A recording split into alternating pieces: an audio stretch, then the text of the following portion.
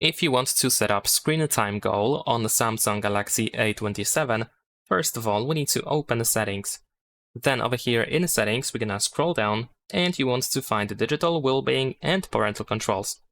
After that, we should be able to find the screen time goal section. We can just tap on set goal and then you should be able to choose what should be your goal, of course. So let's say I'm gonna set it to 2 hours. There we go, and let's tap on done. And now the time is running. And what is interesting is that if you set up the goal, the time is already counted from today's usage. So if you used your phone previously, then that time that you spent on your phone is going to be counted as well. As you can see, I don't have 2 hours remaining. I just have like slightly over 1 hour left because I used my phone for almost 40 minutes today. You can still tap on the goal if you want to adjust it, if you want to give yourself more time. And that's pretty much it. Leave a like and subscribe.